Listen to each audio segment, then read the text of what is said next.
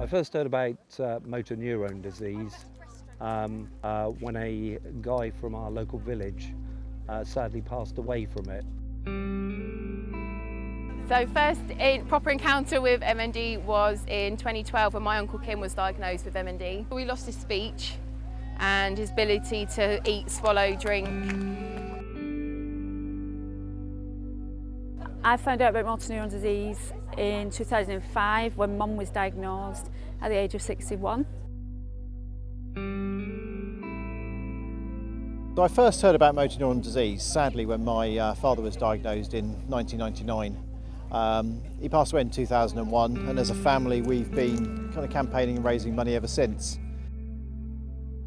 I noticed twitching in my right arm. Well, about 6 months after that I started getting severe cramps in my right arm.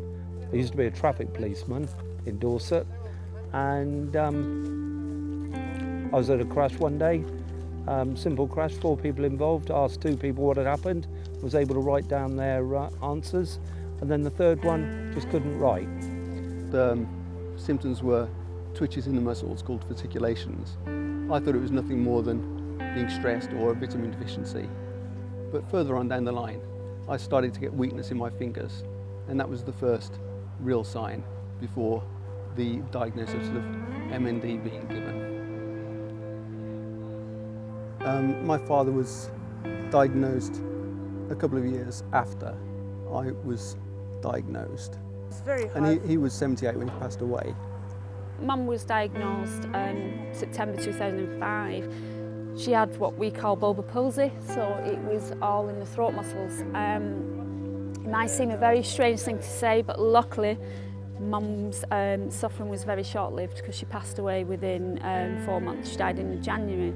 So we didn't really get to see the full extent or devastation is maybe not the right word, but it is true, or impact of motor neurone disease, because she did take a bad chest infection and passed away very quickly.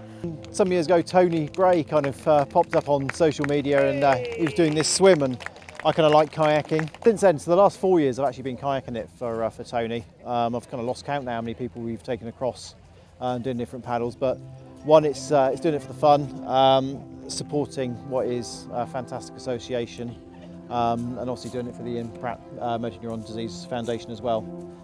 So that's why we do it.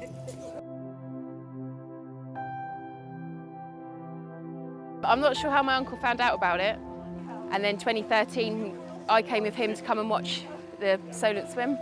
But I just came along one day. He said he was coming down to Southsea for the day to watch it, so I came with him because he couldn't drive at that point.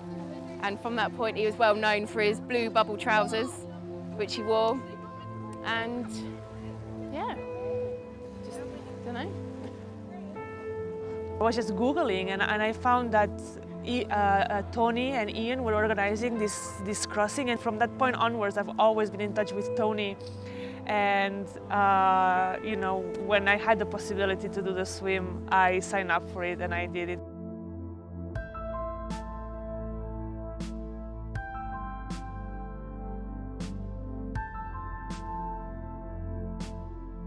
I first heard about the swimming the Solent through Facebook.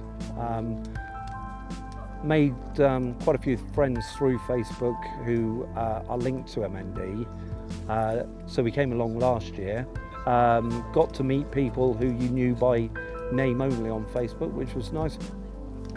It takes a lot of effort, a lot of guts, shall we say, to do the swim, and anything that can be done to raise awareness for MND can only be a good thing. Look at the Ice Bucket Challenge in the summer of 2014.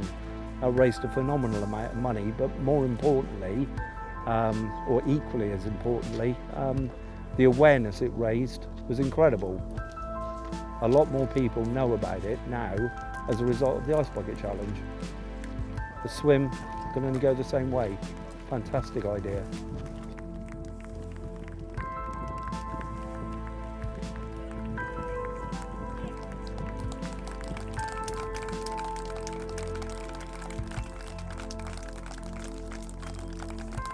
Well, swimming's something I've done since I was the age of 6, so you know it's almost a natural thing. But it's hard work. It's a long way. It's a long way, and the current, although it doesn't look as though there's much of a current out there, there is quite a strong current, and you have to battle that. Well, I don't think it gets any easier. This is my fourth swim across the Solent, and it always seems to get hardest as I come over this side towards Gosport. It's a bit like being on a travelator. You see the beach, but it never seems to get any closer. So yeah, so challenging, but I'm very pleased to have completed it once again.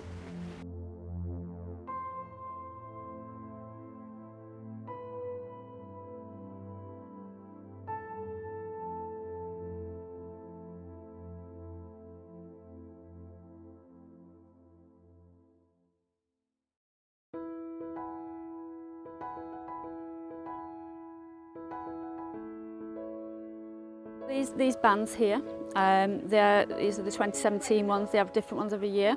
Those bands, each swimmer has however many bands. Some have 5, some have 6, some have more.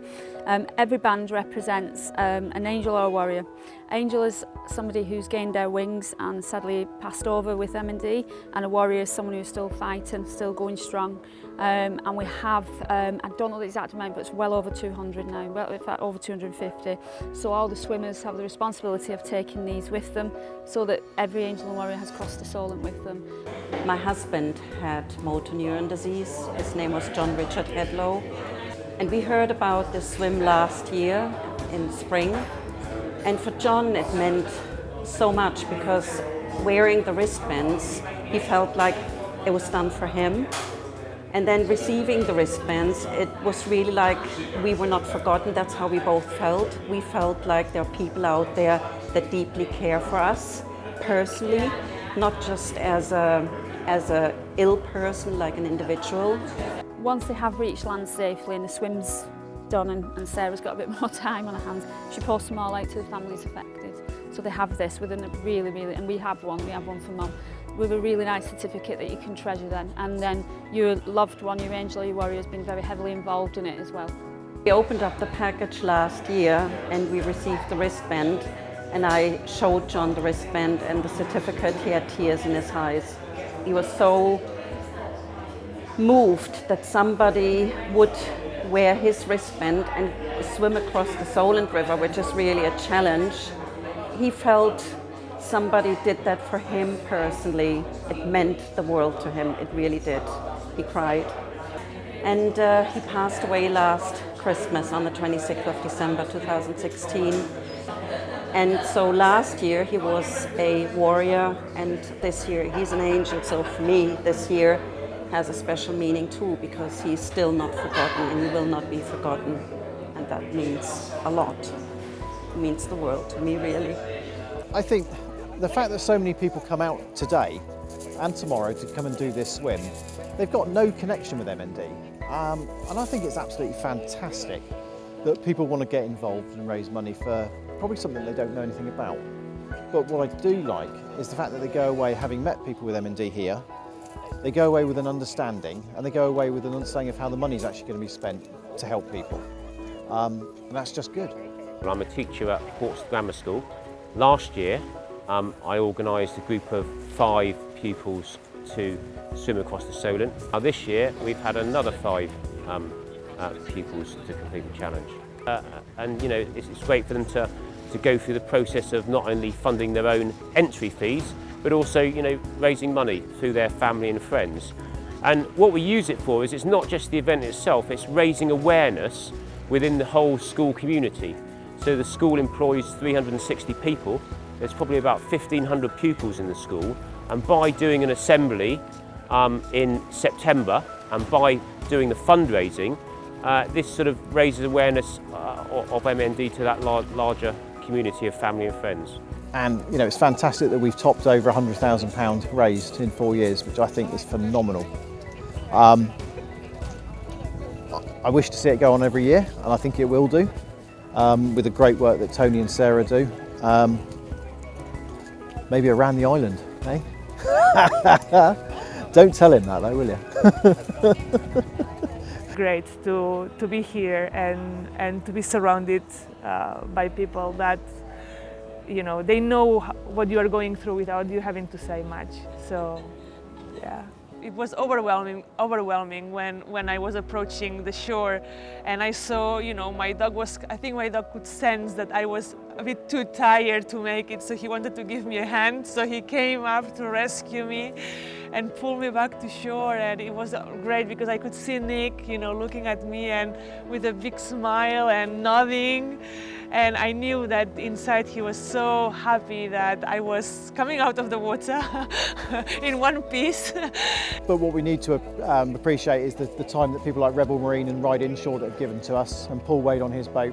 Without the motorboat support, the kayaks are almost useless. It's having that real teamwork, both kayaks, motorboats, Ryde Inshore, the professionals. It keeps us safe and it makes the event safe. My motivation to do what I do is obviously Kim and come and see Ian and all the guys and that. Just keep going, you do what you can for those that can't do it anymore. Until there's a cure and whatever, keep going. And you feel like you're giving something back and supporting other people, so that hopefully, see, I told you I'd cry. Hopefully one day, lots of families won't have to go through what our family did. I would like to thank the swimmers, the organisers, Sarah and Tony, everybody who takes part in this and makes this happen. Because, you know, with every penny that they raise, hopefully we'll get a cure one day. It means so much for everybody who has to deal with this horrible illness, and horrible it is. To register for a swim, go to swimmingthesolent4mnd.com. Click subscribe to find out more about the Pratt Motor Neurone Disease Foundation and watch more videos of Swimming the Solent on our channel. We hope you will be able to join us in raising awareness very soon.